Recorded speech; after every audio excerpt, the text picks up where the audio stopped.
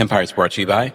Happy New Year, guys. Thank you so much, first of all, for those that rated and reviewed the Kempire podcast in 2024.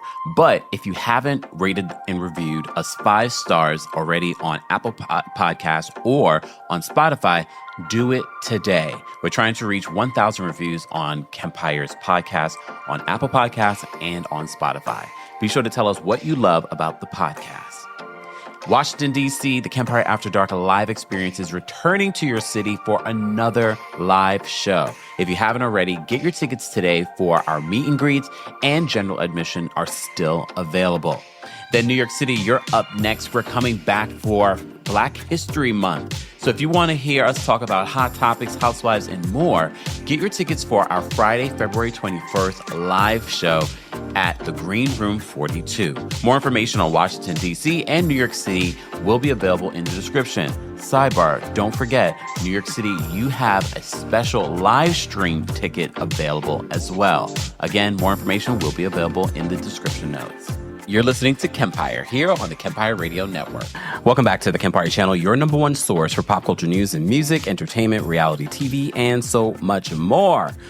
Look, I had to do this live because literally after we finished our Married to Medicine live, I worked on another video talking sports. So if you missed it, the algorithm might not have told you that we did talk about this Joy Taylor, Emmanuel Acho affair and how she slept her way to the top and allegedly told her coworker, the hairstylist that's suing Fox Sports for sexual harassment. She said, well, you know, if it goes awry for me, I'm just going to say that he forced himself on me. Not Emmanuel Acho, Mr. Dixon, one of the Fox Sports executives. So if you missed that team, you've been wanting me to talk about it no matter what platform you're watching on. I did a full video on our YouTube channel, so be sure to check out that video if you missed it, okay? But this video is about Mia be lying Thornton. Look, we recapped Real Housewives of Potomac earlier today talking about Mia. And I do find it interesting that a publication like Essence wrote another article calling out Real Housewives of Potomac. This is why I said on the thumbnail of this video, bravo, you have a problem. Okay? I don't care what anyone says. Essence is probably one of the most respectable magazines within the Black community, one of the most respectable magazines in general. They have been around a very long time. So the fact that they wrote this opinion piece is a situation for Bravo, because at the end of the day, Bravo, I know your core fan base are white women, okay? However, the people that are bringing in the numbers and the people that are watching some of your top rated shows, including Real Housewives of Atlanta, go check the numbers. These are facts, okay?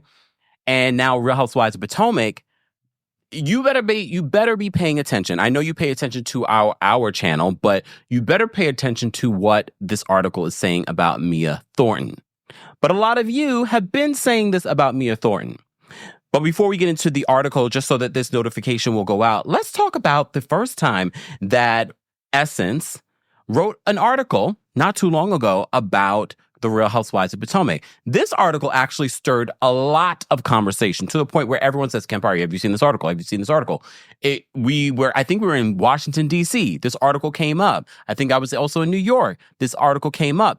The conversation about colorism. I think for a lot of people, specifically Bravo, specifically the production company over at Potomac, have been trying to not have the conversation about colorism on this show. And I told you, based off the last reunion, was it the last reunion? I think it was the last reunion, when they asked the cast whether or not they should bring someone in to hold a conversation about colorism. And they said that the cast decided, no, they shouldn't. And I told you back then, I thought that was irresponsible because Bravo, you are the employer. Truly Original, you are the employer. You should have brought in someone in general.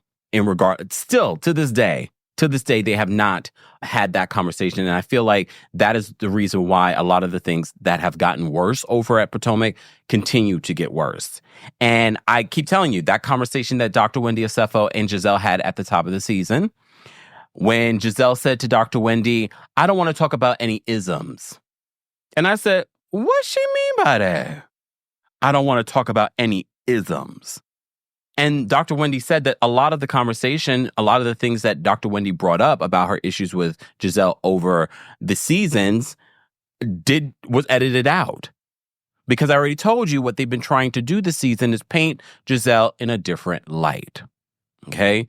This is not about Giselle, but I just want to remind you the article that they wrote back in January. So it's almost a year since they wrote this article. January 18th of 2024, Shelby Stewart wrote this article. Okay? About colorism on this cast. It was called Breaking the Fourth Wall, Real Housewives of Potomac. Though the inclusion of NECA might be seen as a positive step towards representation of darker-skinned Black women on screen, the conflict between NECA and Wendy highlights a more profound issue. So she said in the article that among all the Real Housewives franchises, Potomac gained its claim to fame through its two matriarchal anchors, Karen Huger and Giselle Bryant. While, like many of its counterparts, Potomac is recognized for depicting the lifestyles and interpersonal dynamics of women, RHOP has become somewhat lackluster in offering a compelling glimpse into the lives of ladies of Potomac, Maryland. However, beneath the surface lies a deeper issue. They continue. They said now it's in its 8th season at the time of this article. The show has mostly stayed with the same cast, with a scattering of replacements and additions, with Monique Samuels joining in season 2, Candace Dillard-Bassard, who joined in season 3, Dr. Wendy Asefo in season 5, Mia Thornton in season 6. We're in season 9. Outside of some of the newly minted friends and housewives, the show's anchors have mostly remained the same. Huger, Bryant, Robin Dixon, regular Robin, who's now gone, after how many seasons? 8 seasons. Sharice Jackson Jordan, now a friend of the show at the time. Ashley Darby and Katie Rose, who was fired after season 1 and brought back for season 4. The franchise has been on a sharp decline for some time now, mostly due to the uninspiring storylines of most of its cast. Coupled with the pervasive hazing, combined with an undercurrent of colorism and blatant unfairness, has made the show increasingly harder to watch. This was a year ago. I'm just going to reread the sentence to you. The franchise has been on a sharp decline for some time now, mostly due to uninspiring storylines. So if you remember earlier today when we had callers call in, I forgot who said it. Someone said, if the problem with this season and why the season's not landing for a lot of people is that there is no other storyline besides Mia's, and Mia's storyline is cringy at best. Okay? So they continue in this article from last year. Potomac has a history of using a bait and switch tactic, deliberately provoking and isolating women within the group, only to subsequently label these women as, quote, aggressive. This also goes back, if you watched my Potomac recap earlier today, I spoke about season 5 and rewatching season 5 over the weekend, at least the last few episodes of season 5. And it was at this reunion where Wendy talked about some of the trigger words, some of the triggers that were being put out there on the show and what the backlash both her and Candace were receiving from fans. And she called out Ashley. Okay? Bryan and Dixon led a crusade against, coupled with pervasive hazing combined with an undercurrent of colorism and blatant unfairness has made the show increasingly harder to watch. Potomac has a history of using bait and switch tactic, deliberately provoking, isolating women within the group, only to subsequently label these women as aggressive. It first reared its head in season 5 when the Green-Eyed Bandits, Bryan and Dixon, led a crusade against Monique Samuels, who physically attacked Dillard-Bassard and drummed up rumors about Samuels and her family. Though Samuels left the show following season 5, her resounding words have seemed to foreshadow the direction of the franchise's future.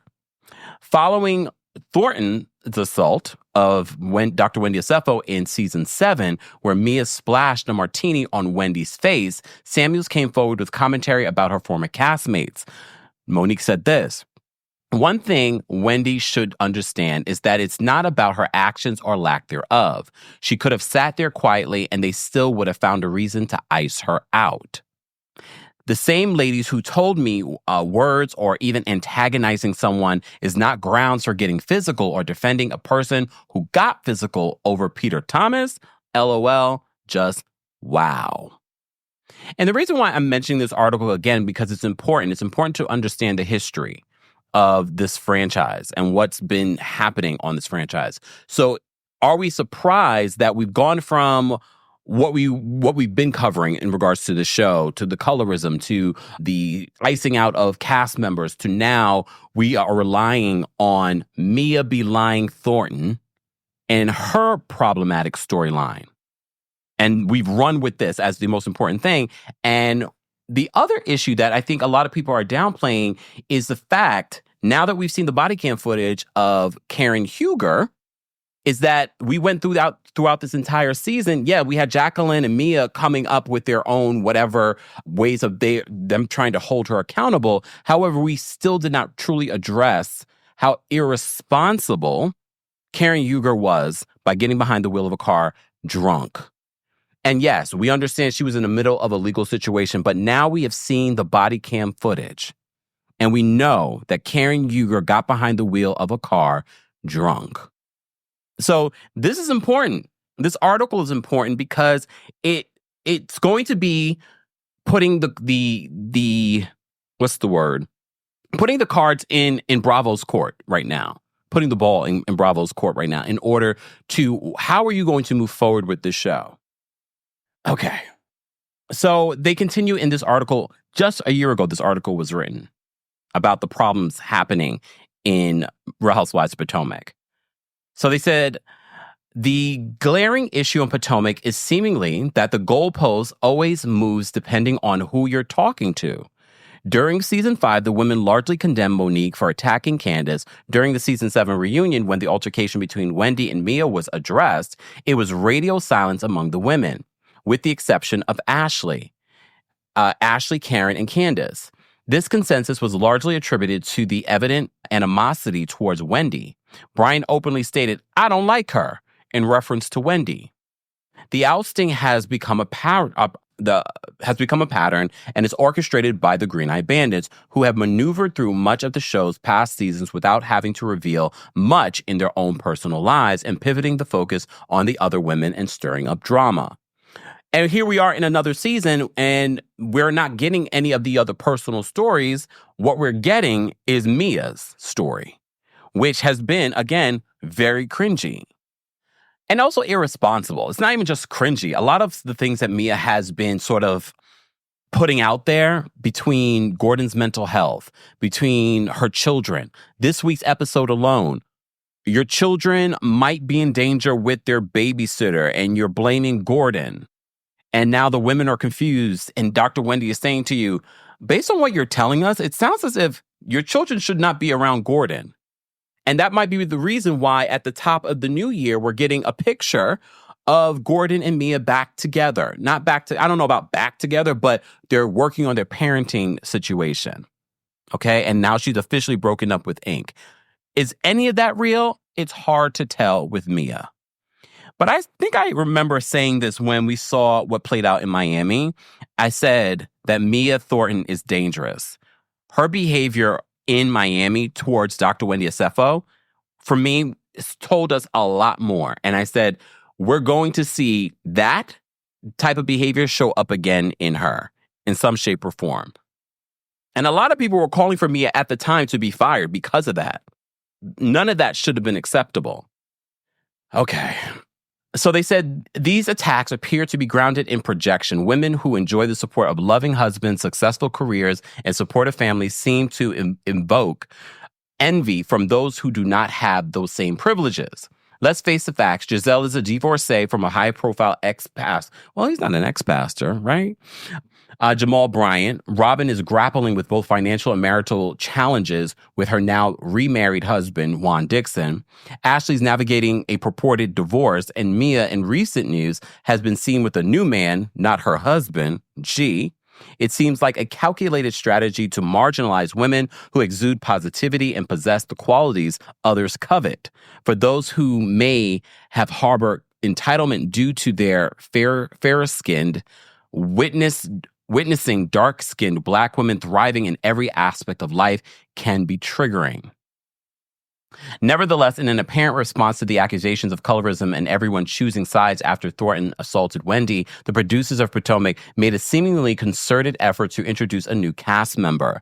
You remember her, Nneka Ihim, who shares Nigerian heritage with Osefo. Although the inclusion of Ihim might be seen as a positive step towards representation of darker-skinned Black women on screen, the on-screen conflict between Ihim and Osefo highlights a more profound cultural problem. One of the major problems that they're having is that they make their ethnicity a big part of their personality. There's nothing wrong with wanting to demonstrate your culture, says content creator and fellow Nigerian Rennie Vaughn. One of the mistakes they're making is that they're making that the central part of their personality. They keep attributing their successes and wealth to being Nigerian, which is where the problem lies. The ongoing exchange between the two have involved accusations against Wendy's family, labeling them as Osu, a term highly considered derogatory in Nigerian culture. In a TED Talks, I am not going to butcher the name, but the speaker in this TED Talk describes Osu people as who were told and believed, dedicated their lives and their services to the community deity, and went further to pledge the faithfulness of their generations unborn. Therefore, they belong to the communities. Labeling someone as Osu carries with it institutionalized discrimination and isn't something to be taken lightly in Nigerian culture. And as you know, we had quite a few people from the Nigerian community that are familiar with this. They didn't even want to talk about the allegations that Nneka Ihim was trying to perpetuate on Real Housewives of Potomac, which went back to production and the network not realizing, okay, this is what we're talking about. Your ignorance when it comes to the colorism of it all, the racism of it all, what was playing out there. You didn't pay attention to that. You try to sweep that under the carpet. Now we're in this whole other area that you don't understand, and you're letting this perpetuate on screen. Okay. Furthermore, the dispute includes implications of witchcraft shrines, most of which are perpetuating ignorance, xenophobia, and fear-mongering. We have two women who are not only from Nigeria, and they're actually the same ethnicity, and then happen to be experiencing conflict as a result of cultural differences within their ethnicity, which, in other words, they're now airing dirty laundry that had no business being aired all the way in America, she says. Sidebar, isn't Dr. Wendy Osefo in Nigeria right now looking beautiful? I saw a picture earlier today. All right. So apart from Wendy and Nneka, the women in the group have no knowledge of the traditional African religion. Breaking the fourth wall reveals a more significant concern. A storyline tactically orchestrating a conflict between two Igbo women on national television. Reality television thrives on conflict, but the narrative falters when we clumsily attempt to delve into Nigerian spirituality on a national stage. It calls the showrunners to the carpet for allowing the conversation to happen on camera. It's something very devious about the nature of exposing sensitive cultural discussions without the necessary care and responsibility. It intentionally perpetuates stereotypes and causes harm.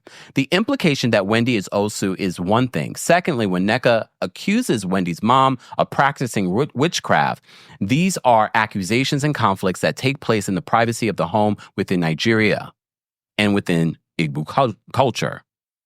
Vaughn continues, you are on American television. You've now taken the responsibility of trying to represent Nigeria when nobody asked you. It's a heavy burden to carry, quite frankly.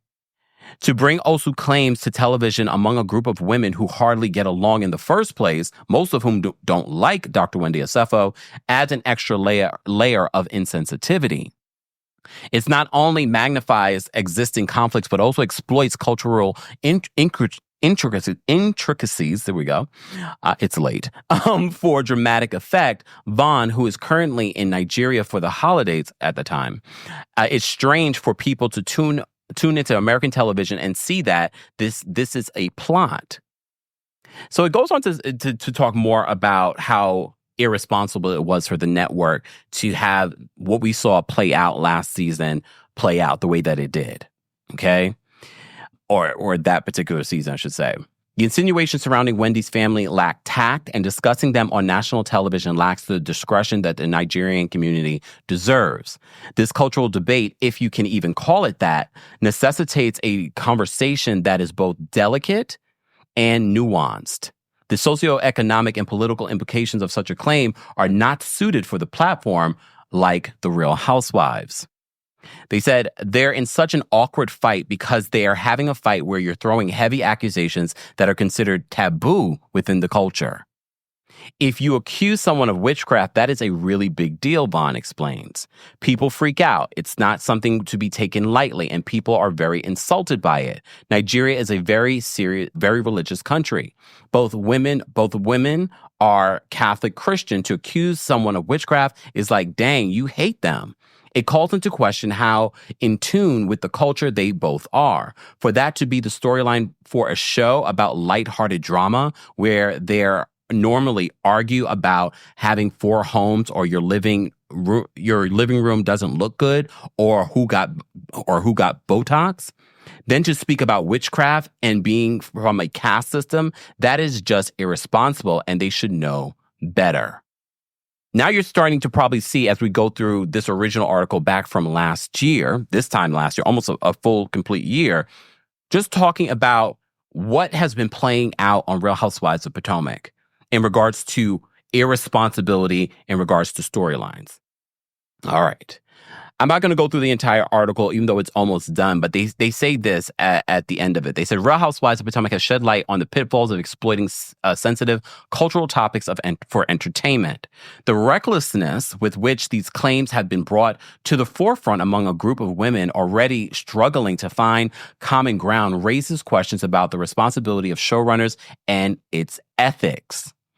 Of how to move forward, Vaughn says, I think there needs to be an admission that it went too far.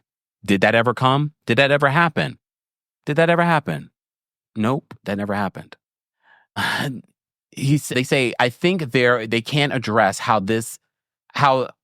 they talk about regular beef. It can't be a discussion of, is Juan talking to the laundromat girl or does Karen have an extra boyfriend? Because that's too light. They have to understand that by this storyline, we've actually insulted a whole culture. They need to admit and address as a unit that people with ethnic nuances never should have been a focus point for the season. It was a complete mistake to go down that road. As viewers, it prompts us to reflect on the boundaries between entertainment and cultural sensitivity, urging a more thoughtful approach to storytelling. Again, this article was written a year ago, and here we are dealing with what we're dealing with when it comes to Mia Thornton and her storyline. I'll read this again. As viewers, it prompts us to reflect on the boundaries between entertainment and cultural sensitivity, urging a more thoughtful approach to storytelling that respects the dignity and nuances of diverse backgrounds. The unresolved tensions and lingering controversies on the show serve as a stark reminder that beyond reality television, real lives and cultures are at stake, demanding a more conscientious approach to what we choose to amplify. Okay. So Essence decided to have another opinion piece from a different writer, but they said this, and they put opinion. There's nothing entertaining about Mia Thornton's Real Housewives of Potomac storyline. Okay. This was written by, Victoria. Oh, Victoria, I do not want to butcher your last name, but I'm going to try so we can give you your credit. Okay. Victoria Uwumagrogi. I apologize in advance for butchering your last name. Okay. So Victoria wrote this article, and a lot of you've been saying this about Mia and her storyline. So for those that are not familiar with Mia Thornton's storyline this season, she was introduced to us back in season 6 on Potomac. And even back then, from our very first scene with her, we were like, she has an interesting relationship with the truth when we were trying to figure out how old is Mia, okay? Since then, we've joked and said, oh, Mia be lying. But this season, it's reached an all-time high. Like, we don't know what is the truth. This episode alone, the storyline of Gordon, G, picking up the kids and bringing them to their old babysitter. And Mia's like, I don't know where my kids are at. I don't know where my kids are at. And they hear from some random person. They claim it was the babysitter's daughter. She didn't speak to the children, and she didn't speak to the babysitter. Throughout the entire season, this cast of friends have been frustrated with Mia because they're like, you're saying one thing about Gordon, but then on social media, all it seems like it's hunky-dory. Only for Mia to then come at Giselle Bryant and be like, well, your daughters, you pretend like your daughters are something else on social media as well. Okay. Only for the Jasmine brand to come out with an exclusive saying that apparently, allegedly, Giselle and Mia begged production to edit out the fact that Mia allegedly called Giselle's daughters whores. But honestly, even if she didn't, we know what Mia was insinuating by bringing up the story that the girls were sneaking in boys. And mind you, a lot of people are like, that sounds like things teenage girls do, but okay. So we weren't completely shocked that this rumor came out that Mia may have called the Bryant girls whores. Okay. So that is just a quick synopsis of what's been going on in season 9 for Mia Thornton. And someone called in earlier when we did our recap, and they said, what else would we have if we didn't have Mia's story? That says a lot because no one's really talking about Karen's court case, Karen either. The Stacey and TJ storyline, okay. I mean, we still love Stacey on the show, but that's not enough to carry the season. Okay. What is Giselle's story? Oh, her kids are leaving for college. Okay, we've been there, done that. But that was what, 1 or 2 episodes? Kiarna's story, the word on the street, Kiarna got her flute very last minute. So they're trying to put in things for Kiarna. Jazzy has disappeared. Ashley, no update on her divorce. I know we've gotten the update now offline, not during the season. What will we have? Well, what we have is Mia be lying and a cringy, disturbing, uncomfortable, and irresponsible storyline. Oh, I completely forgot about her husband, and then she has a boyfriend. Okay. So Victoria says this in this Essence article. And for Essence to write about this, it says a lot, because Essence is not some tabloid, okay? So they said this. When Mia Thornton joined Real Housewives of Potomac during season 6, I enjoyed her quirks. I liked that she owned things that other people would hide or side-eye, from her plastic surgery to some out-of-the-box happenings in her marriage. She seemed fun. As she drew criticism from cast member Wendy Asefo then, I remember being impressed that she seemed relatively unbothered, smiling through tense moments and genuinely appearing just happy to have a peach. Oh, wait. That's Atlanta. I think it's a glass of wine in Potomac. But you know what I'm referring to. Whatever symbol signifies that you're a cast member and that you've arrived. Watching her in season 9, though, has been difficult, as her marriage to Gordon Thornton has, at least on the show, seemingly gone kaput, and she's publicly moved on with a man from her not so far past named Ink, aka Incognito, moving him in with her kids while living in the same apartment complex with her estranged husband. And then them having that weird, awkward conversation in her apartment, and the kids are literally like feet away in another room. And while she's spoken about how hard everything has been, not knowing where her kids were in last night's episode and feeling overwhelmed by the complexity of her situation, she's behaved as someone feeling quite the opposite. Every week, she gives some odd update on her situation to her cast members, sometimes without being asked, running down her situation as if she's informing everyone of the latest from a Netflix series. Guess what you missed? These updates would often run counter to what she shares on social media, as her eager boyfriend and soon-to-be ex-husband, who has been open about his bipolar 1 diagnosis, would toast and seem to be on good terms in pictures and videos, only for Gordon to decide he wasn't with the bull as soon as the flash went off, or so she claims. And while Mia, and look, this is not to take anything off of Gordon, because Gordon is also an adult in this situation. Let's be clear. He's also an adult in this situation. And on some level, Gordon Thornton is playing into this as well. Taking these pictures, filming with her. He's also playing into this. So he's not completely innocent at all. I just want to emphasize that.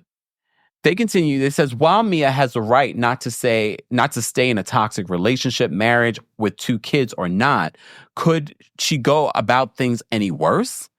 Listen, if my husband left me for a woman he had an affair with and allegedly impregnated and had an abortion and then moved that same heifer, she put heifer and then crossed it out, woman into a home with my children almost full time, I'd cut up too. They were all filming together until Gordon expressed that he couldn't do it any longer, and the new boo even wanted a DNA test for their oldest son. Not Joshua, the one that's in Atlanta that we found out in this week's episode, the Gordon's son. That things remained as peaceful as they've been is a miracle under the circumstances. Gordon also continued to be a constant in her life, which she claimed she wasn't happy about because she wanted to continue to care for him. With her I love yous and conversations outside of the kids will be at your place at X time boundaries, even her BFF Jacqueline Blake said it felt like she was giving him false hope. Or maybe it's not false hope. Maybe these are the conversations that they're having. Again, part of the reason why I say Gordon is also part of the problem. Gordon is also an adult that could say, we should not be doing this to our children on social media. I'm sure Gordon probably also looks at Mia's oldest son, Joshua, that's in Atlanta, as someone that he cares about because he's been around for a very long time. Shouldn't he care about how this might affect him in school? Again, not just going to put this on Mia. Gordon also is responsible here. They said Gordon also continued to be a constant in her life. All right, went through that. But would you look at that while this season is still playing out, Mia in real time has announced her split from Inc. and amid that shared a photo with a much happier Gordon, both smiling and posing close. Please take us out of the group chat. You remember she wrote on an Instagram story with a picture with Gordon, new year, new beginnings, cheers to living life to the fullest, hashtag mom and dad, hashtag New Year's Eve 2025. And this is the roller coaster of trying to follow a storyline about Mia Thornton. She spent the majority of time painting Gordon as a controlling, scorned ex, even on social media, while the season's been playing out. She's gone on social media and she was like, I forgot the exact things, but basically she was making it seem as if Gordon was trying to come after her for spousal support and that she's living off a stripper inheritance. She spent the majority of her time painting Gordon as controlling, scorned ex, one she's only keeping around for the kids and not just to have the same control he seeks. And now she's cheering on a new year and new beginnings with him by her side.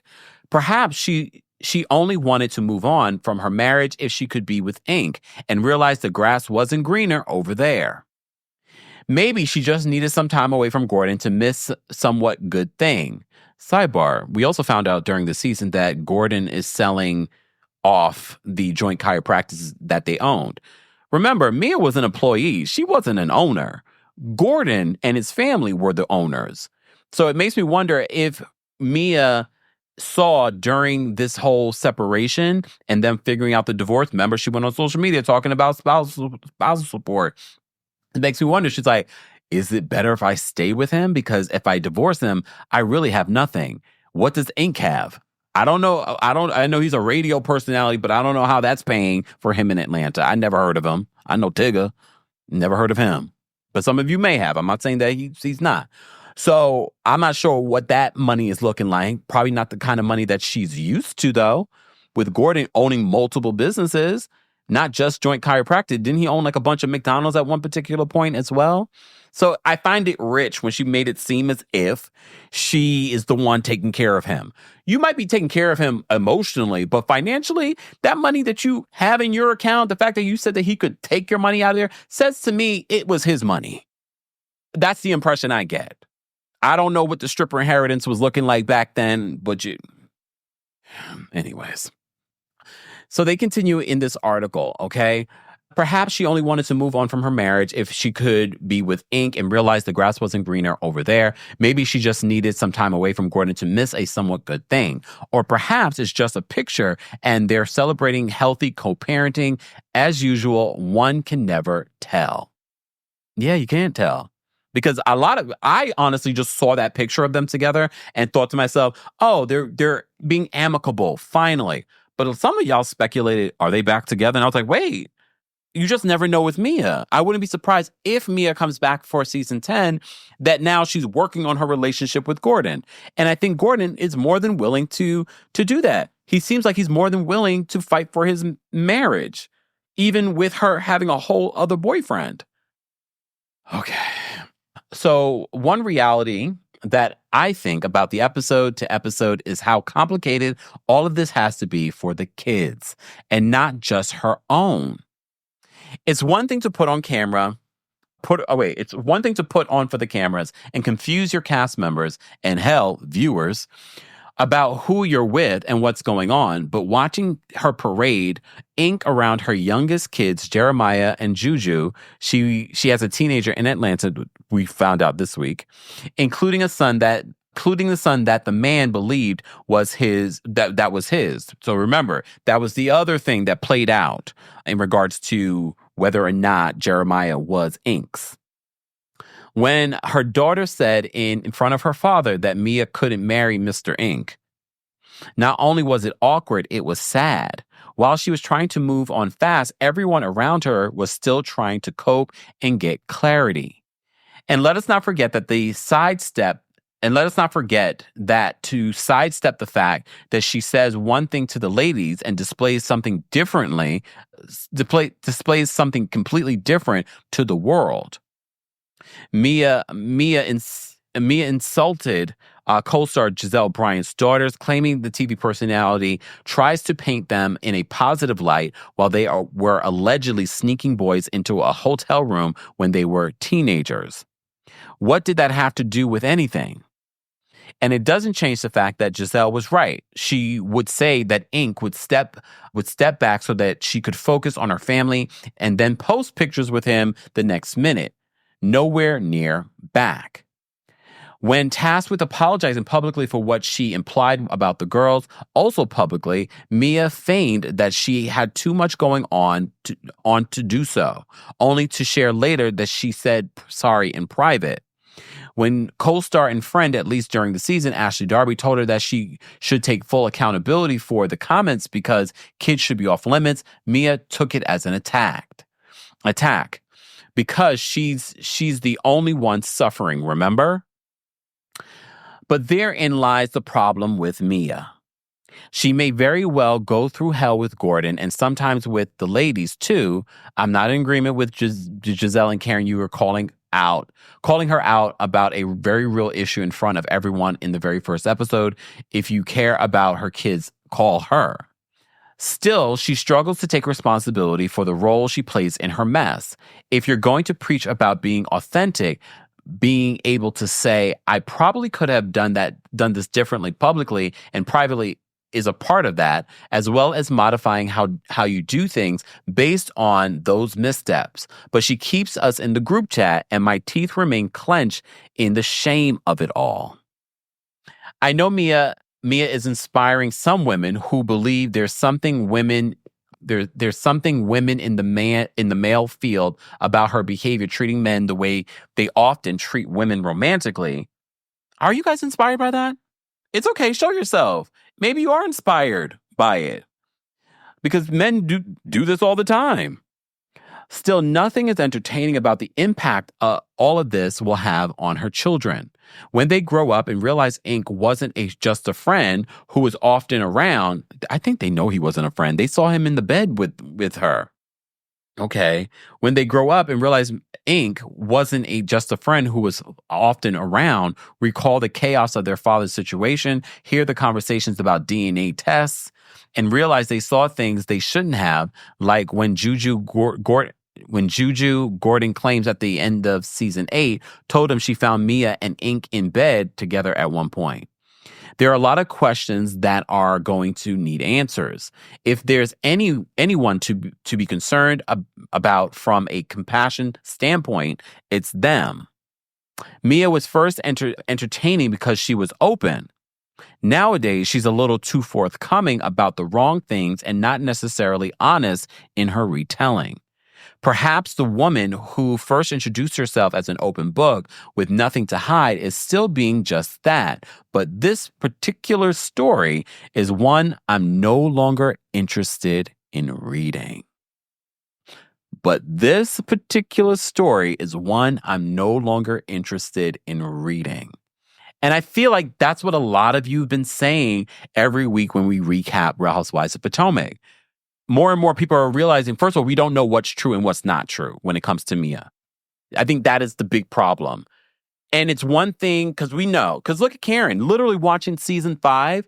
I'm like, damn, Karen been lying for forever, since season 1. But somehow there's some sort of truth when it comes to Karen. Some sort of truth, okay? But at every turn, it feels like Mia is lying about everything. Like, I don't know what is true at all when it comes to Mia. Now her son is living in Atlanta, and like, we didn't even know that he even moved to Atlanta, because at one particular point he lives with you. And that's one thing. We get it. We know a lot of these reality TV stars sometimes lie and sometimes exaggerate.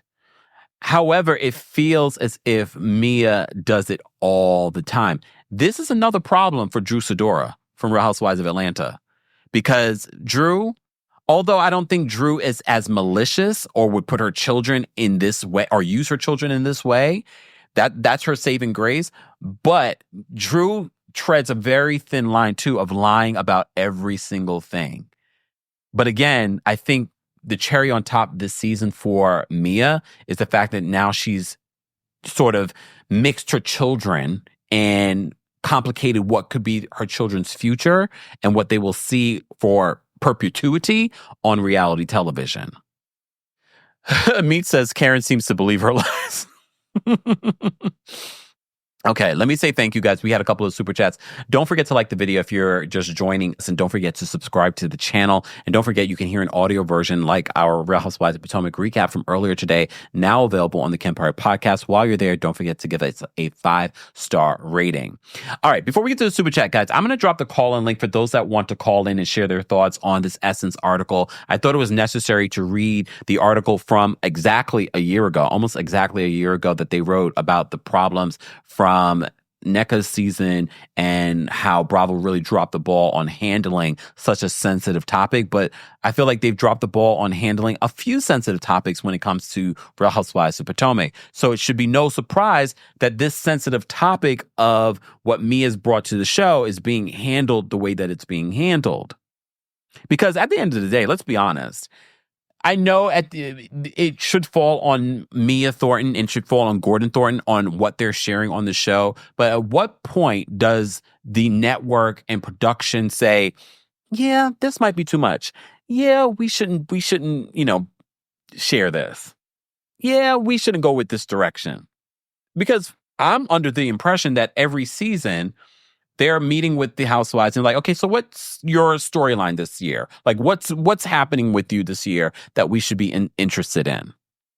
So Mia sits you down and she tells you, well, I have a boyfriend and, Gordon and I are estranged, but he's still living in the building. And, Ink wants a paternity test. And we're all like, sounds good to me, Mia. Giselle's not bringing anything. Karen doesn't want to talk about her DUI. Ashley barely talks about Michael, and I'm not sure if that divorce is going to happen. And we got a newbie, Stacey, who I think is a great fit, but, we're not too sure about Kiarna, but we might make her full-time. Not sure. I don't know. I'm trying to understand. Live chat, we have over almost 1,700 of you here. I'm going to drop the call-in link. Let's get to 500 likes. But before we drop the call-in link, let me just say thank you to Miss Esquire. Thank you, Miss Esquire, for the super chat and always supporting. Miss Esquire says, child, when Essence has to get off their chariot and throw tomatoes, it's bad. That's why I'm doing the live. Because remember the last time they talked about Potomac, it was about the, just the cultural insensitivity of how they handled all of the situation between Nneka and Dr. Wendy Asefo. You're right. The fact that Essence Magazine, a staple within the Black community, a staple in journalism, is writing an article about this, calling out the network yet again, you have a problem. And you also have to remember, Essence is the core audience that is watching Real Housewives of Potomac. So they are also using their power of influence by writing this article. Miss Esquire, thank you for another super chat. Miss Esquire says, nowhere near fact, Miss Esquire said this should be the title of her Lifetime movie. Nowhere, well, her Tubi movie? No. Her Zeus movie. Nowhere near fact, the Mia Thornton story. You know they're going to steal that from you, Miss Esquire. Go trademark that. I'm sure it's just not even worth it for you because it's just not going to be worth the paperwork. All right? Hey, Logan. Logan says, I'm glad that Black entities are calling these things out just like they did with the colorism issue. Exactly. All right. Let me drop the call link for those that want to share their thoughts on the Essence article. I read it for you. I'm sure you read it yourself. Let me just drop this here. Keep liking the video, guys. Liking the video is easy and it's free. And it also allows you to discover other content creators that talk about similar topics, from Real Housewives to pop culture. Literally just dropped a new story talking about the Fox Sports lawsuit. And now Emmanuel Ocho and Joy Taylor are mixed up. They were sleeping with each other. That's not the problem. But word on the street, according to the person that's suing, Ms. Farashi, she says that she only was sleeping with Emmanuel. I mean, he's hot, but she was only sleeping with him so she could advance her career. But she also slept with one of the top executives there. And then she allegedly told this other woman that if she didn't get her way with him and it went left, she was going to accuse him of forcing himself on her. Yeah. See, that's the one time we turn into KSPN, okay? This is when we got to cover the sports. So if you missed that story, mods, can we post a link in the description? So, because I don't want people to miss out on that. I read that right before our Married to Medicine recap, and I said, "Self, this is crazy. This is crazy." All right, thank you guys so much for 500 likes. We appreciate you all being here for this. It's literally breaking news for me. All right. Ooh, Funky says, does Essence call out Love and Hip Hop baddies and all other trashy TV? Do they? I don't know. It's never come on my radar, but shouldn't they? Shouldn't they? Well, maybe the difference here is that they're saying that Real Housewives is supposed to be different. And now this particular one with the mainly Black cast, is going in a totally different direction. I will say this, though. When the issue of colorism came up on Love and Hip Hop, they did a whole special about it. Remember that? So, shout out to Love and Hip Hop for that. Bravo has yet to do one on that. Just saying. And I can vaguely remember the special, but I remember everyone's reaction like, oh, wow, they actually did a decent job on that colorism special. All right. We have a few people backstage that want to share their thoughts and opinions on this Essence article. If you're just joining us, I will drop the call-in link once again for you guys to call in and share your thoughts. But I also don't want to be here too long because it's Monday, and this is my, I was about to say third live, and I still actually have a couple of things I need to do. Mama Ali, I was talking about the video that I did on the sports, the video I just dropped on the Fox Sports lawsuit. Thank you. She said my husband was talking. How dare he? I'm kidding. All right. Again, the thoughts and opinions of the callers do not represent the thoughts and opinions of myself, the Kempire LLC, or our sponsors. Okay. Wait. Oh, Danielle says, okay, I'll put, Danielle, you know I'm the one doing all this stuff back here. You want me to do all this other work. Please hold. Let me put the call-in link on our community tab. Please hold. I'm just putting this on for members, not the public. Sorry, public. The public on community tab on YouTube. YouTube, can you do us a favor? Can you give us an option where you can just post on the community tab to our subscribers and not the entire world? I don't know why that's not an option. We can do it to just the members, but we can't just do it for subscribers. For those that are looking for there we go. All right. I did post the link on the community tab for our members. Okay. All right. We have quite a few people backstage that want to share their thoughts. So let's get to it. Let me pull up my My disclaimer, though. Please hold. Please hold. Do I have my disclaimer here? I know I had it here somewhere. There we go. All right. Let's get to our callers. All right, callers. Eli's backstage. You're going to bring him up first. Eli, what's going on? Hey, Kempire. Hey, how are you? I'm doing good. I'm doing good. So I just want to say that me personally, I am tired of Mia's storyline as well. I think, and I can't even call it a storyline because honestly, I really think that this is like 10% storyline and 90% her lies. I think that I feel like she projected how that she wanted this season to go for her. And then you have, with all due respect to the great producer, King of Reality TV, because, he did his thing or whatever, but then she has Carlos King gassing her head up. You know what I'm saying? And so then it's just like, you can see that in her mind, she thinks that she's something that she isn't. And then that's why she got Jacqueline living in that same delusion as well. And so I think that it's really tired. I think it's tired. And I think it's unfortunate. Like when I see the show, it makes me sad because the show was so good. And I feel like the quality has declined so much because of the fact that I feel like they're not very careful on who they put in. Like Crystal said it, they have meetings before the season starts. And she was saying they ask you what's going on in your life right now. And if she said all this and they thought that was a good idea, I think it draws a bigger question to like how Bravo works their things. And maybe, this has to do with the fact that Bravo likes to make money off of and the sad part is Mia's letting this happen. She's setting this standard for other women that are going to come on the show in the future, that this type of stuff is okay. And beyond that, I think that the direction that the show is going, I think they need to do something about it because like I was thinking about it and I'm like, if Mia wasn't here, what else would we be talking about? Yeah. Karen is doing the Beyonce Mute challenge about her DUI, and then you have everybody else. Nothing's really going on. Yeah, she's doing that Beyonce Mute challenge, and it's. I had to go. I was like, wait, did he say the Beyonce Mute challenge with Karen? Okay, yeah, sorry. Yeah, she is. It's like it's really and it's annoying because she's like, I love the Grand Dame, but damn, like, come on. Me now. too. I mean, I want her to speak up because she's all about being forefront, and she's not doing any of that. I mean, Eli, you've been doing a rewatch of the past seasons, right? Yeah. You'll notice that she's not the most upfront person. I just feel like she demands she wants other people to give their life and all that stuff. Yes. And I feel like this season is just like showing like now she can't come for anybody in that sense. And then when she said clanky clank to Jacqueline, I'm like, girl, you gonna hear that sound like if you keep playing around. But yeah, no, I'm scared for the show. I'm really scared for the show, and I hope they do something about it because Real Housewives is supposed to be elevated. I think that's why Essence doesn't write on other things like Zeus and all that stuff is because Real Housewives is supposed to be elevated. But with all this, I don't know what's gonna happen. So I'm just hoping that they find people like Stacey that are good because the other thing I was concerned about, is just the other thing that concerned me was like when they were showing a flashback of Stacey apologizing. I was asking myself, from where is all that? Where is all that footage? Where did it go? Some of that stuff we didn't see. Yeah, I'm like, who is she apologizing to? Where's the... For what? Because that could have made up for all the, with all due, the BS that we're seeing from me right now, honestly. But, we'll see what happens. Yep. All right, Eli. Thank you. Thank you so much for Bye, calling guys. in. Have a good night. All right, we got Lee's backstage. I haven't spoken to Lee in a hot second. Lee, what's going on? Hey, how are you? I'm well. How are you? Happy New Year's. You too.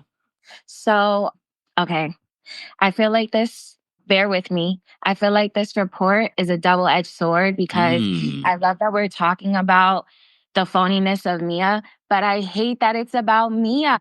I do, because now she's going to be like, see, Mia thinks she's a Kardashian. She thinks all press is good press. Like, no, baby girl, this is actually the worst thing that you could ever do for your motherhood. Like you're putting this on this is so heavy to put on such young children. So I don't blame her oldest son to go to Atlanta. I'd peace out too. Cause this is crazy. Cameras, divorce, cheating, the inconsistencies when it comes to your lifestyle. Like we're moving here and there every year. Right. They came from a huge house and now they're living in the apartment is nice, but it's different. It's small. So, this new apartment is really small.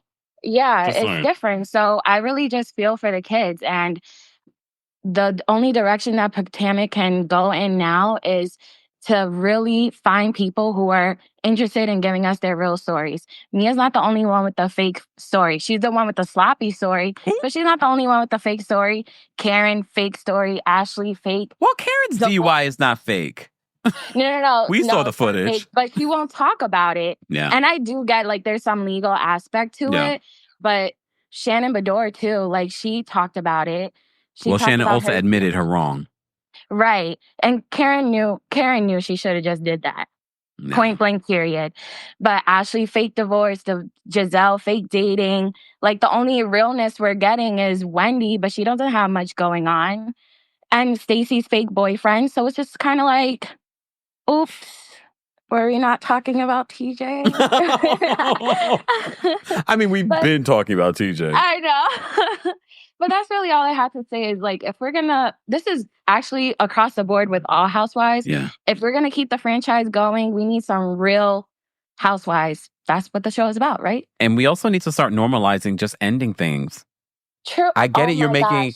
I think I get it. The network makes money off even if they're not bringing huge ratings. They make money, but we should normalize. You know what? We had a good run. Let's end 100%. it. Roni, can you hear me? Cancel it. But honestly, you know what? They had a good run. If they was to end it, I wouldn't be like, oh man, I missed them. It would just be like, you know, they had a good run. Oh, okay, Lee. Thank you for calling in. No worries. Talk soon. Bye. I will also say this, and I always say this, when we talk about Real Housewives of Beverly Hills, and you saw recently Erica Jane came out and she said, you know, I wish that, you know, Garcelle and Sutton would show their real lives. And I said to you, Erica Jane was not going to show us her real life.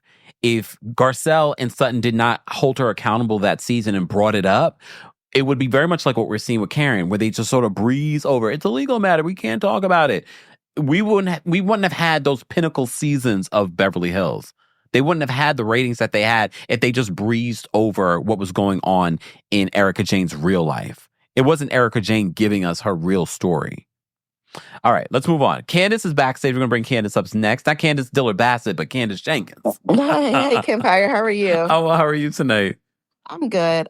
My main issue with Mia and her storyline is that it does involve the kids. And I'm very sensitive to how this is going to affect those kids when they grow up and when they look back and see stuff like, you know, I think the son's paternity being discussed. It could be ink and that kind of stuff really, you know, affects kids. I'm sensitive. I'm always sensitive to kids and how things we do as an adult affect, you know, our little ones. And just a quick story. I look back at when the kids were missing, and I think she was lying about that. And I have an issue with that because when my son was a freshman in school, we had a situation where we couldn't find him. And I'm calling him, my mom is calling him, and my son is the type of person that, you know, these kids, they always have their cell phones. So whether I call him and he texts me back like, hey, I'm asleep, I'll call you back. We were getting no communication out of him. His dorm director was trying to contact him. We couldn't find the boy.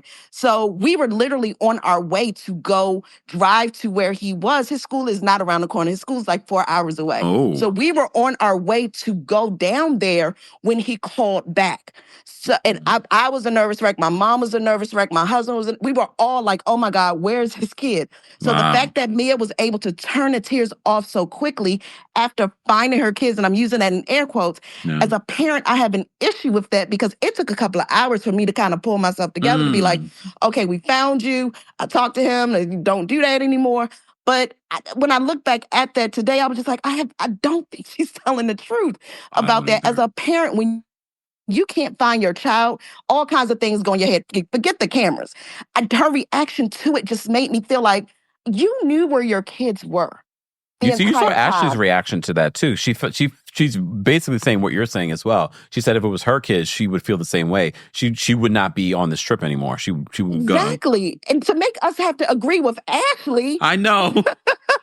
It's utter ridiculous. Like, how are you able to pull yourself together? I don't care where. I'm 4 hours away by car from my son. We were literally getting ready to go to where he was. Wow. To yank him up to be like, boy. Hold on, was that son in the Christmas photo? Yes. I need to go look back at the photo now. I'm like, which son was this? Okay. That kid.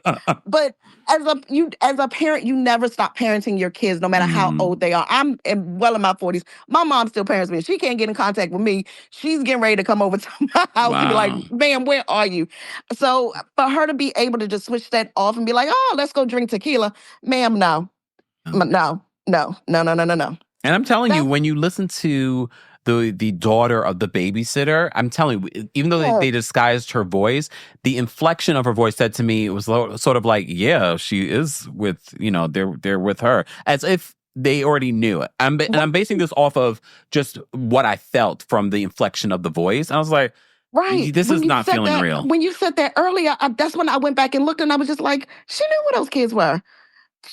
Gordon knew that she knew where the kids were. Like, all of that was planned. So, and she also said, this woman was the mother of the bride because her mom was incarcerated at the time.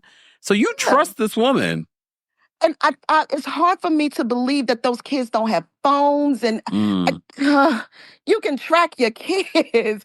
I could not track my son at the time, so it's hard for me to believe that the oldest son, they didn't have a phone, they don't have iPads. You can use the Find My app on your iPad to go track your kids. So she knew where the kids were. Yeah. I just have a hard time to believe that. Yeah. Candace, thank you so much for calling in. All right. Have a good one. Have a good night. Bye.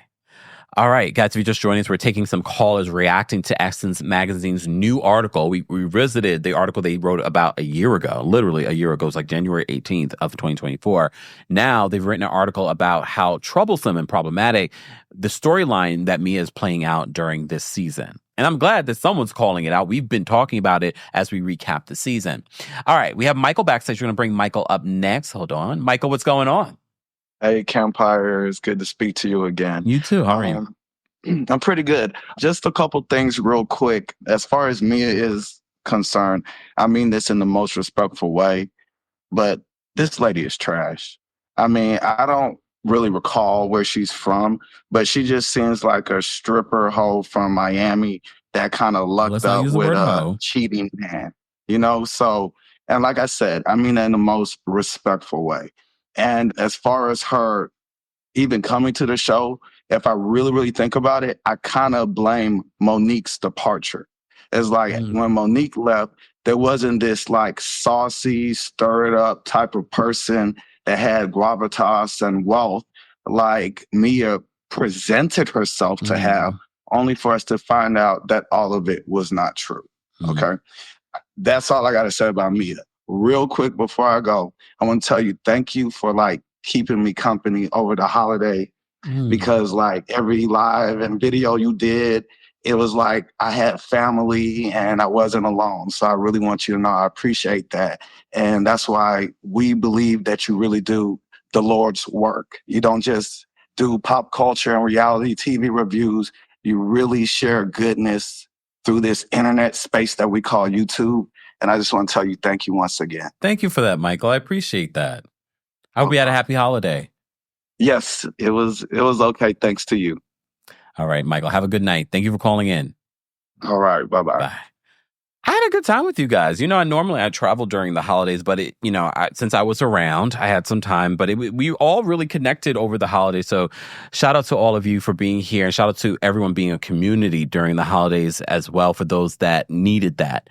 All right. We have quite a few people backstage that I want to get to as well. So let me bring up Peyton next. Peyton, what did you want to share?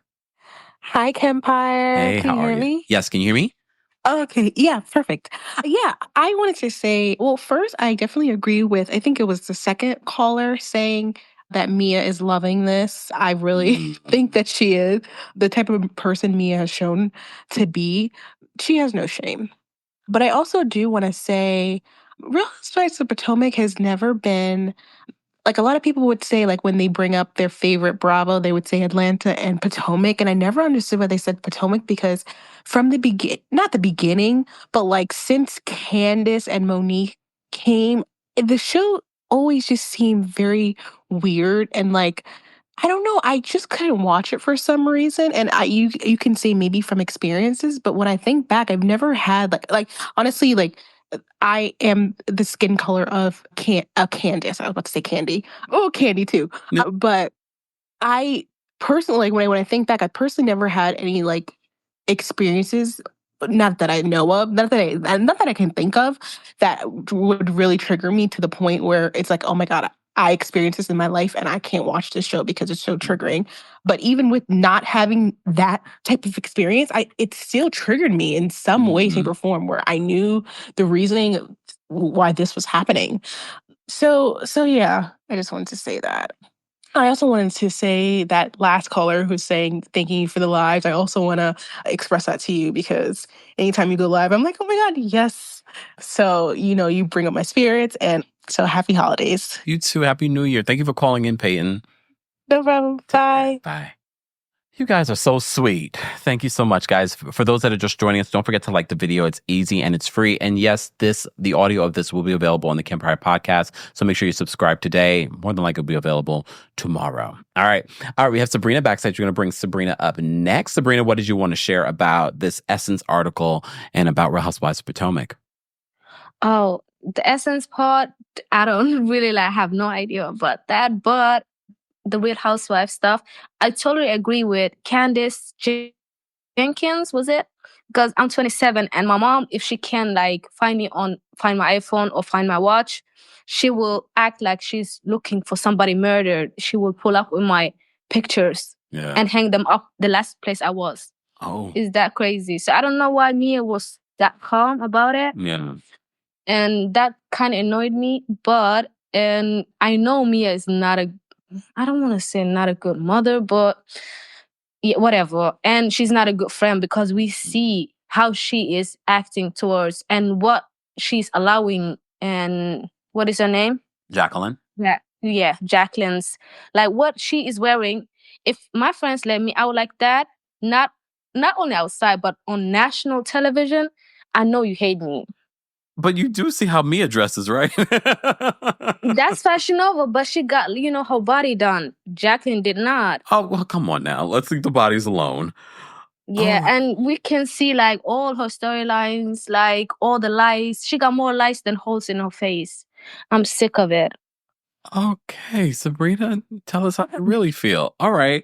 But is that forget it? about that, huh? Is that it? No, Wendy, she's annoying. I don't want to curse, but she's no annoying cursing, me please, so no. much. Yeah, she's annoying me so much because she just want to be nice to everybody this season. And you remember, she's talking about, oh, if that was me, Giselle, you better than me because if that was me, I will flip the table. All of that. This girl almost drowned you. You needed almost a lifeguard. Where was the table flipping then? You're not that tough. Stop acting like you're on baddies. Baddies? You're not bad at all. Okay. All right. And Giselle, she's acting like what Mia said about her girls. Because she said this man she went on a trip with, dumped her and he just wanted to leave. She didn't like him. He didn't like her. I will never really reveal that. Okay. Even over my dead body, no, I'm not doing it. All right. The way she embarrassed herself because she's so beautiful, but I don't know what's going on this season. Okay. All right, Sabrina, we appreciate you calling in. Yes, that was it. I really love you guys. Kempire community. I've been on I'll be on the chat a lot, so I appreciate it. Thank you, Sabrina. Have a good night. You too. Bye-bye. Bye. All right. All right, we have Trey backstage. We're going to bring Trey up next, guys. If you're just joining us, don't forget the Kempire After Dark live experience is coming to Washington, D.C. on Friday, January 24th. I have to keep reminding myself. January 24th. That's literally less than 3 weeks away. So go get your tickets. Meet and greet tickets are still available the last time that I checked. More information on that will be available in the description. New York City, the Kempire After Dark live experience is coming to my city, of course, on Friday, February 21st. Go get your tickets today for that. But if you're international or if you're somewhere else in the United States and you're not in the tri-state area, but if you are in tri-state area, there is a live stream option for this live show. So get your tickets today. All right. Let me bring up Trey. Trey, what did you want to share in regards to this article? Hello, Kempire. How are you? I'm well. How are you? Good. I'm sad that I'm missing the DMV show because I got a promotion at work. So there's a lot of things I have to do over the next couple of months. I have a friend that's in the DMV area who watches your show. I didn't even know. We've been friends since high school, and she said she's going to come. But why can't you come? It's on a Friday night. You need to get a break. I think I should. I need to just hop on a plane real quick. Oh, where do you live? I'm trying to make some things straight. I live in Seattle. Oh. I know you came, but no, we canceled that show. Oh, you canceled? Oh, dang. Well, I'm trying to make something shake to come to the New York show. Okay. All right. So, yes. So I'm going to make this quick because I know you have literally been on live all day. So Mia, it's time for a conversation for both Mia and Bravo. Bravo has been called out twice by Essence Magazine for what they choose to show. And I'm glad that one of the callers called out the weird behavior when Mia found her kids and all of a sudden was totally okay. Mm-hmm. My mother would have lost her mind if she didn't know where we were. Mm-hmm. There would have been cut the cameras. My mother would have been crying. She would have been ready to go. There would have been hysterics because she just wants to know where we are. It's hard to watch this season because of how Mia's choosing to show her kids. Yeah. I've mentioned to you that I work at a youth nonprofit, so I work with 13 to 23-year-olds. And I feel horrible for the kids because I'm the type of person that they confide in when their parents are doing not so nice behavior at home.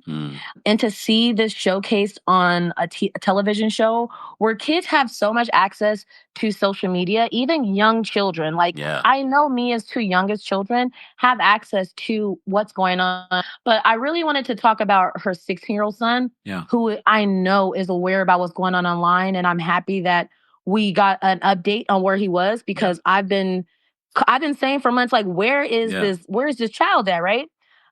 16 is a very sensitive age. He's a young man. And to see your mother bring her siblings on the show to question paternity or even bring up his stepdad's illness, I know that baby is hurting. Yeah. And that is the part that's sad. And seeing her daughter beg her not to marry Mr. Ink, that was when I was like, yeah, I don't know if I can stomach this anymore.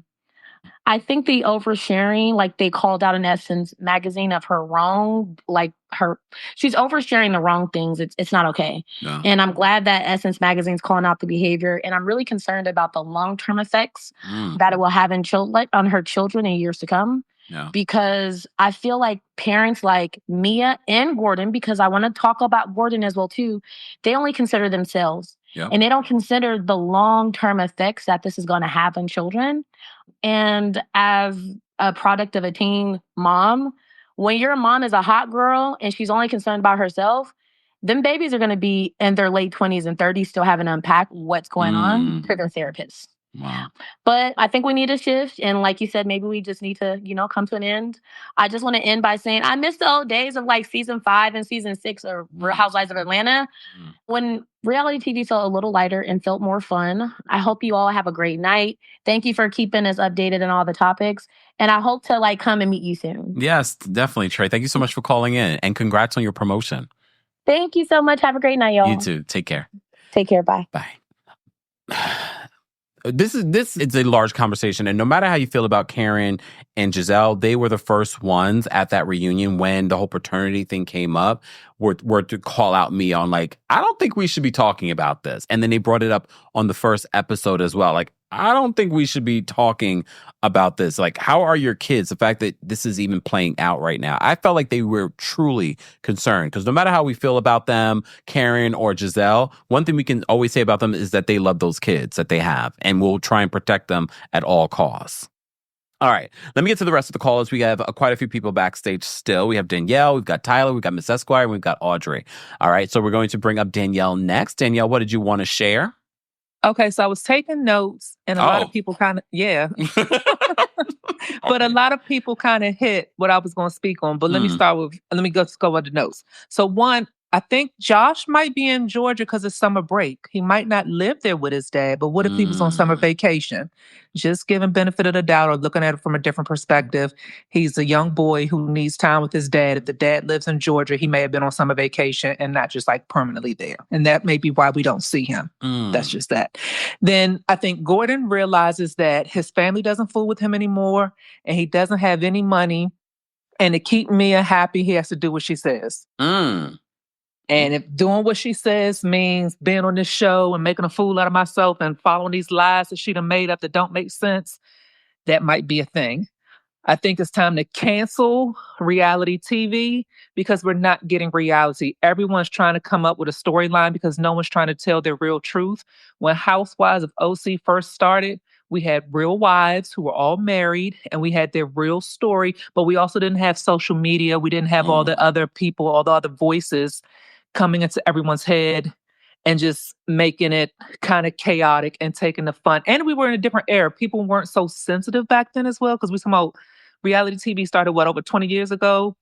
Even longer than that, when you think about Real World, Paris and Nicole of it all, and when stuff was still funny and just goofy.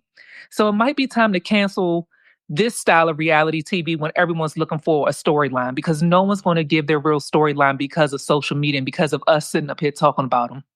No one wants that backlash. People want to read the comments. Their feelings get hurt. Wham, wham, wham. Woo, woo, woo. All of that. All right. The Essence online article, to me, as an old school person who still likes to touch magazines and whose mother, she had a subscription to Essence. And I used to be so precious, like, don't touch my magazines before I get to them. Like, she had to read them first. But for Essence being online, I think it's a younger generation, meaning that's a younger author who wrote that. And young people ain't here for that. Young people don't want the dumb foolishness. They want you to come with your true, authentic selves. And she's not here for it. Mia moving all around. Just think, Mia went from North Carolina to Baltimore, to that beautiful condo in Baltimore, to the rented house in Potomac that she claimed she put $40,000. Who puts $40,000 into a rental? Make it make sense. But we were here for the kicks and giggles of Mia's lies. Then she went to the DC proper apartment where she is now. It don't make sense. And actually, her apartment is near your venue. Oh, Union Stage. Okay, so we should stop by. We should do it, Papa. We should deliver pizzas. We should deliver pizzas.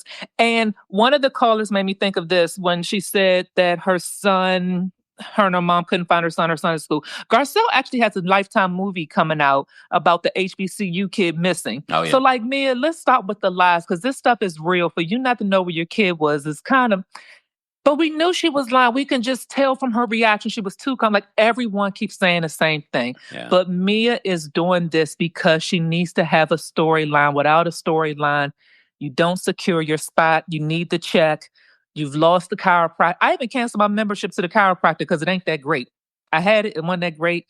Yes, I canceled my membership. I had one for me and the kid. We both have, because they have a kids package too. It's not as great as they make it sound. So... they have no money. Gordon's of a certain age. He can't go out and just get another job.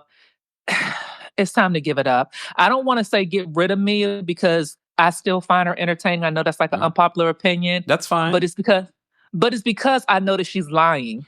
And what makes it funny to me is the fact that she's...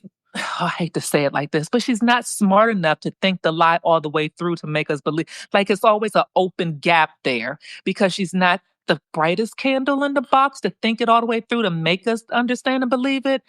And yeah, okay, bye.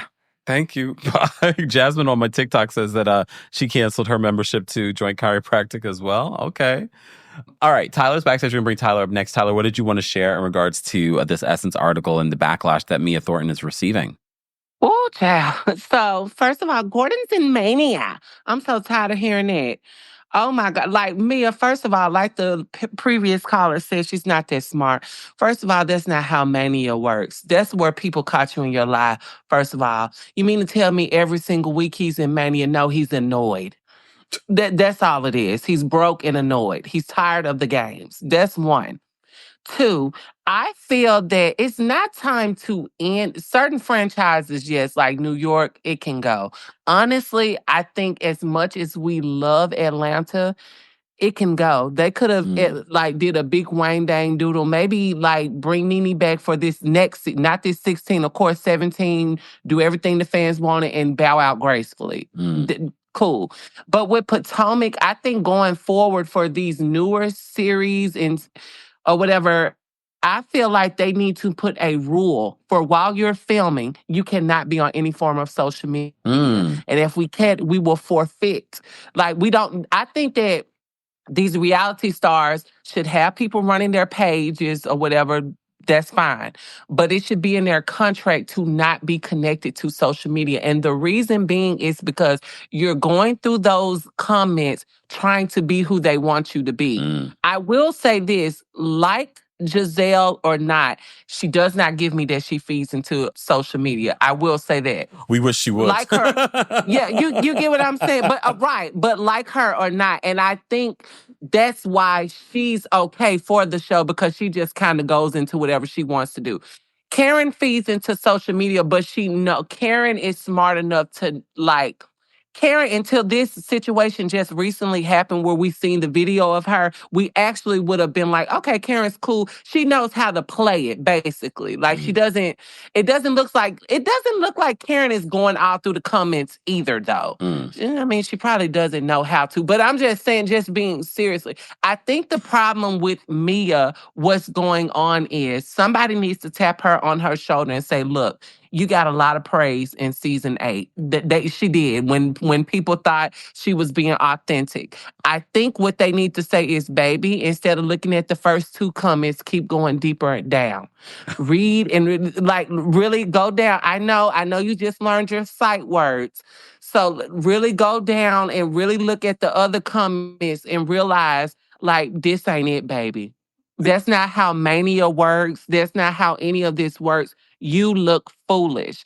I will say this. I do want to see Mia come back next season because I want her to get red for filth. Because I think I would love to see the girls, no more Jacqueline. I want her, like how Giselle has to sit there without Robin this season and kind of kiss tail and look past stuff. I want that to happen to Mia. No Jacqueline. She doesn't have any authentic friends on this show. She wasn't smart enough to try to get close to Stacy and Kiana, which she should have done, so you could have at least had the newer girls on your side to go against the OGs. But see, you weren't smart enough to do that. I want her to come back and then be gone. Because I don't want to hear, after next season, I don't want to hear again, Gordon's in mania. There's so much going on with Gordon. He's in mania. I'm tired of Mia. I am tired of her. But other than that, I just say next season, in my opinion, I would personally bring regular Robin back as a friend, not full-time, as a friend, because she doesn't want to share her life as a friend. I would actually bring Ashley back as a friend. Those two should be the friends. And I would bring Candace back full-time. I am interested in Candace coming back full-time. Honestly, Does she want to come back, though? Yes, if she wanted to. And I would keep Kiana because I think with Candace, you would get more out of her. Yeah. I do. I think she's paired with the wrong people. I would love to see her and Candace. I think the cast that we currently have with Stacey, just move Ashley down to a friend, which I think Ashley would do because she probably doesn't want to share much about her divorce. She just want to be in and out and be messy. Do not bring back Jessie and do not bring back Jacqueline. Just make Robin and Ashley the friend where they pop in and pop out. They don't have to share their personal business, but the group is so familiar with them that at least it's authentic when they're around and they're not searching for games to play. We can have real conversations because everybody knows each other. I think that would be a better thing to do for season 10, and it would be better, especially tackling what's going on with Karen, the things that Mia has done. I think that would be better. And I want to see Giselle face Karen. Candace, you're a changed woman. Okay. Can you mend past this with Candace? I do want to see that. That's more authentic TV. And Mia, those girls are going to read the hell out of you. Just being for real. That group will read you. This new group, Stacey, don't know what 613 is. I love her, though. But this new group, you were not smart enough. Mia should have tried to bring Stacey and Kiana in her corner. I don't know why she didn't think to do that, because Giselle and Karen are going to make your life miserable next season. Trust. But that's all. Thank you. Thank you, Tyler. Bye. Here's the thing. We don't know the status of what Karen, if she's coming back next season, or if she's not, she might be locked up. They won't let. We don't know. We won't know until a couple of weeks at the end of this month. But I think if Karen does come back, she will probably be the main target for the season. Okay, especially because of things that she said over the years and what people have said about her drinking. So I don't necessarily believe if Karen comes back next season that Mia will be the target. Okay, Miss Esquire is backstage. We're going to bring Miss Esquire up next. Miss Esquire, what did you want to share in regards to Essence article about Mia Thornton from Real Housewives of Potomac? Hey, Kempire, can you hear me well? Yes, can you hear me? I can. Tell me if you can, because this thing never wants to do well on like our members only ones. You sound clear. Awesome. Well, I just will say, my subscription dollars are going to well use over there at Essence. So I appreciate them chiming in. I think they try to avoid negative commentary on things like this unless they feel like it has some greater cultural good, which I appreciate. Yeah, honey, you are doing a lot saying that Mia's going to have a movie. I was thinking more of a straight to Amazon memoir, but I'm not going to kill nobody's dreams. A PDF? Yeah, like just give me a PDF and send it via email. Let's just put it in a Google Doc and call it a night. But what I didn't realize how like triggering this conversation would be for me. Not to get into my business because, I'm not on Bravo, but my little ones, I did lose them for a time, and I won't get into the details of that. But when I say I lost them for a time and I didn't know where they were and I had to hire private investigators and, I'm a lawyer, had to hire a lawyer to find my babies. And it was probably, one of the darkest moments of my life. And it was 2 weeks long. And when I got my babies back, like, I can't tell you the relief. And, there's a whole history around that with my custody of my two little ones. So when she talked about that in a cavalier manner, it was like deeply triggering to me because that's nothing to play with. That is nothing to play with. And it happens to a lot of people, especially in our community, especially when you're dealing with other parents who do have mental health issues and they go off with babies and you don't know where they are. So I just wish she would not have talked about that in a cavalier manner because that's a real issue that people deal with when they're co-parenting with someone who is not well. And it triggered me more than I thought it did. So thanks for that, Mia. Moving around, though, I just want to say this about Emmanuel Acho. I have never agreed with Amanda Seales on many things, but what I do agree with is that let's get that man up out of here. Because when he talked about Angel Reese last year, that was all, I needed him, black splaining to white people like I need a hole in my head, but I was willing to let him get his little YouTube coins for that. But when he came at Angel Reese, who was a 20-something-year-old young lady, for no reason on ESPN, I just thought it was despicable. So whatever, I hope he gets exactly what he deserves. And, one thing about them tables is they like to turn. So if they have turned on him, I don't usually celebrate anybody's downfall, but I certainly am not going to pick him up as he falls down because he's just been like one of those, I'm a good Negro and you can trust me and y'all white people are comfortable around me to say whatever you want. So whatever is befalling him, I would say, I hope you're having the day you deserve, Emmanuel Acho. So that's about it. Love you so much. Thank you for always. I'm so sorry that you had to go through that with your kids. Having fun but deep conversation. Yeah, no. That's a conversation for another day. But for anybody who has dealt with co-parenting with somebody who has addiction, who has mental illness, and it is very difficult. And you have those real scenarios happen where it is devastating, it is traumatizing, and for Mia to use that as a part of a storyline, because you could tell it was not a genuine fear. No. For her to use that along with every other way that she has unfortunately tried to weaponize and monetize her own trauma and her children's trauma, it's been a hard thing to watch. It's been a very hard thing to watch. Definitely. So thank you. Love you. Go home. Go to bed soon. And we'll go to bed soon. Thank you so much, Miss Esquire. Have a good night. All right. One thing I forgot to mention in the video that I did talking about Emmanuel Acho and his affair with Joy Taylor and how Joy Taylor, it's a whole thing. One thing I forgot to mention in that is that apparently there was a video that he was praising Joy Taylor in. He ended up deleting recently. People noticed. Yeah.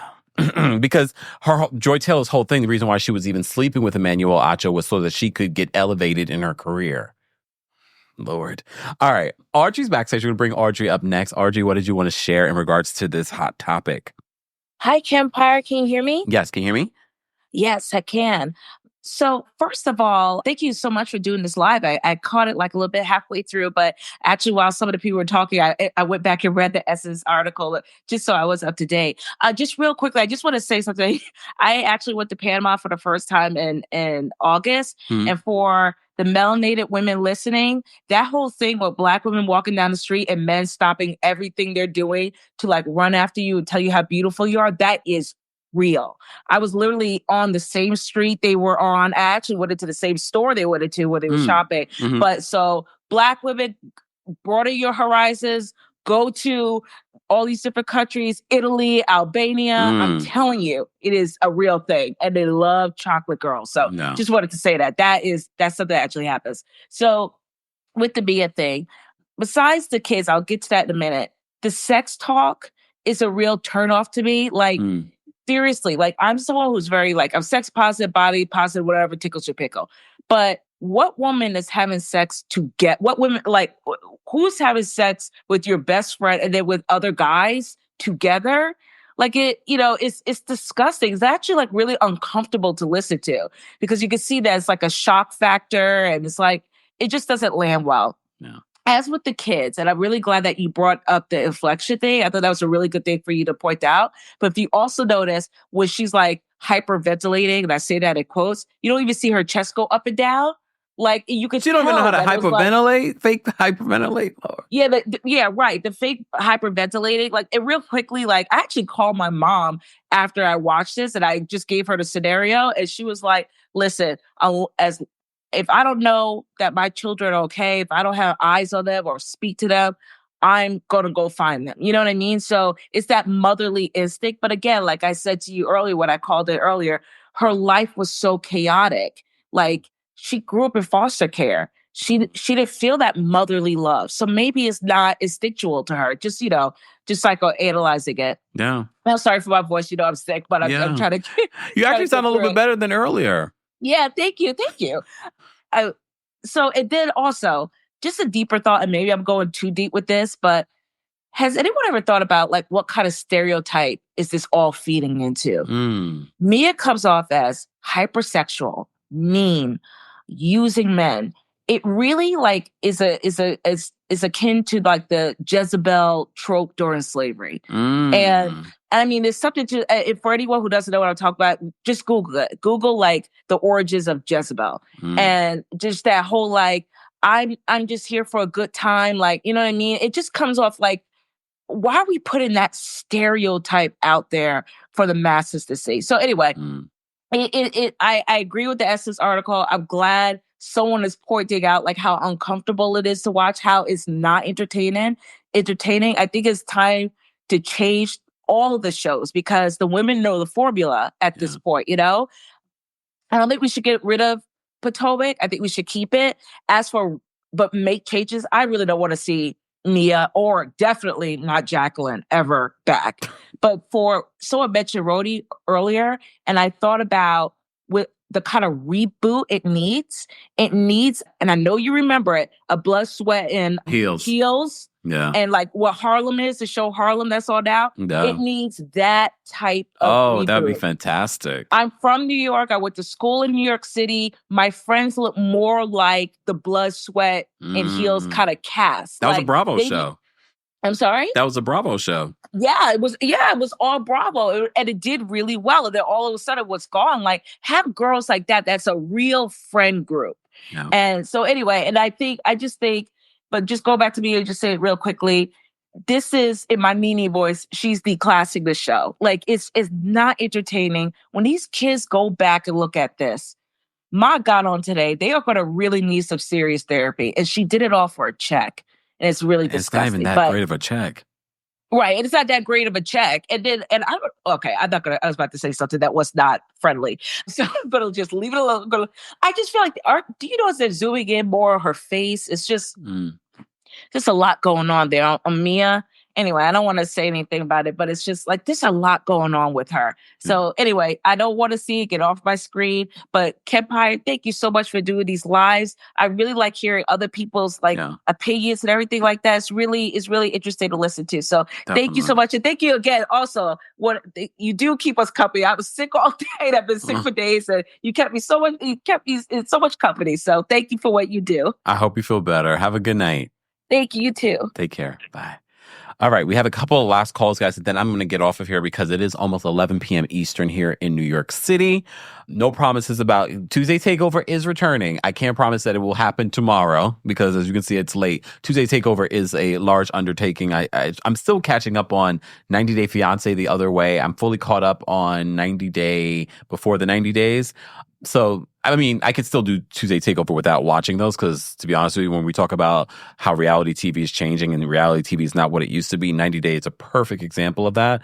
But stay tuned. Stay tuned. Make sure you're subscribed and make sure you turn on your notifications so you're up to date on that. We have Judgy Justice backstage. We're going to bring her up next. Judgy Justice, what did you want to share? Hey, it's good to see you again. It's like third time today. Yeah. So we're so lucky. So I would say that reading this article, hearing everyone who's spoken about it, I just feel that personally, Mia didn't get on Bravo just for the chat. She got on the show for the notoriety, for, in a sense, to me, it's like a revenge tour. To be a person that was so, what I would think would be an unwanted child or, being pushed off on other people. And now she's like, and the reason I say a revenge tour is because she brought Jacqueline on the show, embarrassed her with all these things. Her mama, her husband, now she's doing it to Giselle's kids. She's on this trope where she tries to keep trying to expose these people. And she's not realizing that this is an ensemble cast. And it's like going to the circus and seeing one thing happening. And then you see like the jokester on the side throwing pies at people. And it's funny when it first happens, but now it's like, all right, it's your fourth season on. Do you have anything else besides pies to throw? And it just keeps going in that cycle. And that's why she always seems like now in these episodes disconnected from the cast and not really a part of it. That's why when she was running away to like go cry, nobody was chasing after, people were all confused. It didn't feed, and then she's all fine again, and it's not feeding into like this like connective storyline. It's a weird thing, and it's not even giving off like it's the Mia show. It's like this side show that keeps happening that's distracting you from like the other relationships. And then I just also think that there should be some sort of, like, I keep saying this for all these shows, there should be some sort of group therapy, something to really connect these women, because since they don't have any true connection, because every time they have an issue, then it's like, I never knew her. She just showed up here. She wasn't my friend. But then I'm like, you've been on these shows for 10 years. There should be something there. So I think there's that intimacy connection that should be happening here. I feel very sad for Mia that she does not have enough respect for herself, respect for her family, to hold something sacred and to give it up for the highest coin for this moment. And these things live on the internet forever and they never go away. And now we're having think pieces and articles, and she may think this is all fun and cute, but Mia could, want to become something else in her life. And now people are just going to keep throwing up that you assault people on shows, you do this, you talk about people's kids. And it's going to be a hindrance for, I think she would actually be a great actress, because she can whip herself into a story. I don't know about great actress. She believes she was like 34 for 10 years. Like, I think she could have been because I feel like it's a good segue. She could be a good actress, like on a B movie, like Tubi or something. She could have another life. I'm trying to be positive. I really am. It's hard. But you're right. But it's going to be hard. Nobody wants to work with that when your life is just chaos and there's no peace. So that's my thoughts on it. I'm praying for everybody. But I'll see you in DC. Yes, ma'am. I'll see you soon. Thank you so much for calling in, Judgy Justice. Yep, bye. Have a good night. Guys, don't forget the Kempire After Dark live experience. I know you probably think that the Kempire After Dark live experience is like what you see here on YouTube. It is not. It's an opportunity for us to talk that we don't talk about anywhere else. People spill tea. I spill tea. We have meet and greets.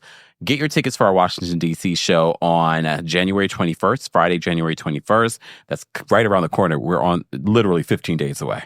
Okay, literally 15 days away. So get your tickets for that.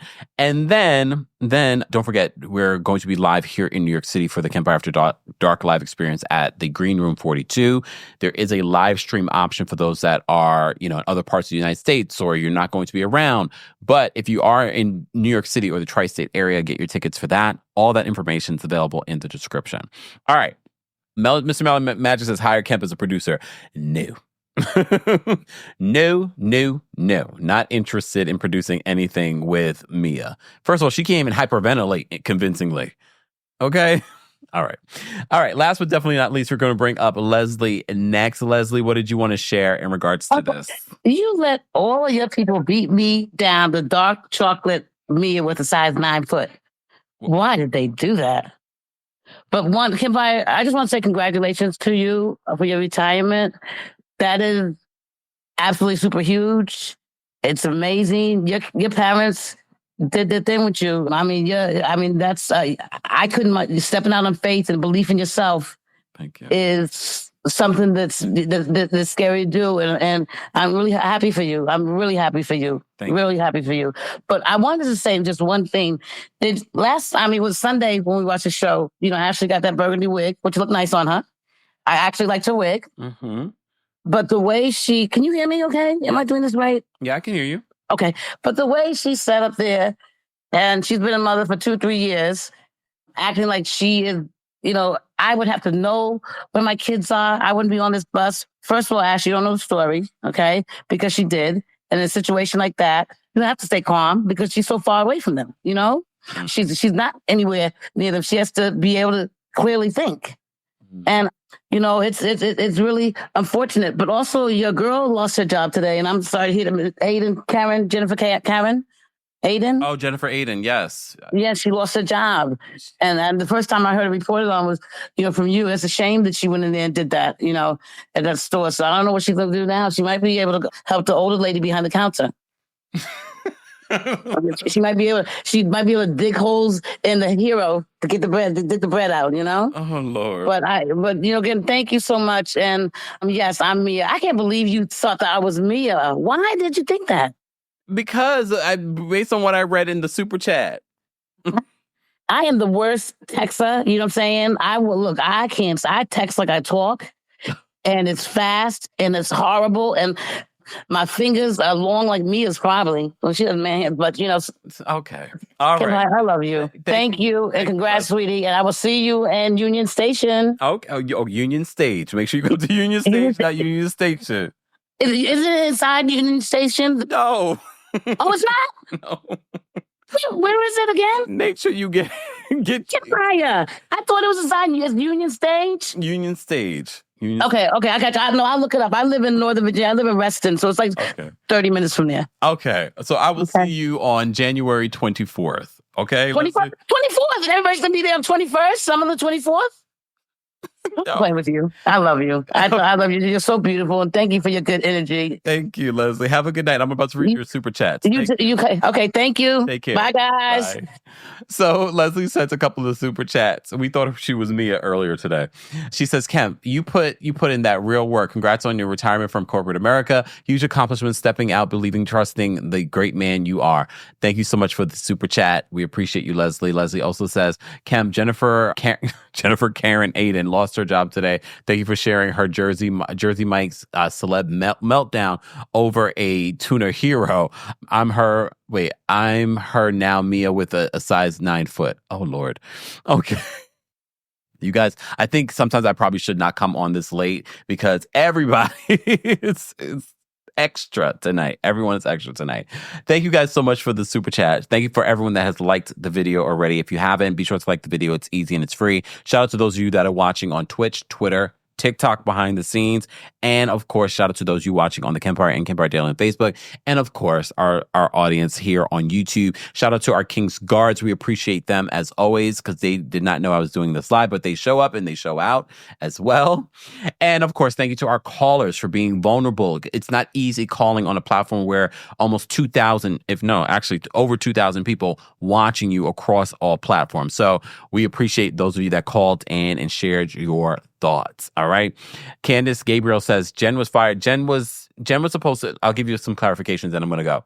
Real Housewives of New Jersey, former Real Housewives of New Jersey star Jennifer Aiden went into Jersey Mike's. She posted up a video where she basically was a Karen. All right. If you missed the video, I already covered it. Apparently, she was supposed to do this cruise with Dolores and Teresa. It was supposed to be like, you know, on a cruise ship with Housewives fans and the favorite Housewives. Apparently, Jennifer Aiden's no longer a part of that. Word on the street, she's losing jobs. She's married to a doctor. All these other jobs were extra money for her, but rightfully so, we don't want to see her. Anyways, I say all that to say, thank you all for being here. Don't forget to like the video again, and don't forget to share this video. And if you're watching the replay, be sure to share your thoughts and opinions on the Essence article. I will be posting the Essence article in the description after the live, so you can go check that out and give it a read. All right. Thank you all for being here. I hope you guys have a great rest of your night. Bye, y'all. Thanks for tuning in to Kempire here on the Kempire Radio Podcast. As always, don't forget to give us a 5-star rating on Apple Podcasts and on Spotify. And for everything Kempire Radio, head on over to KempireRadio.com.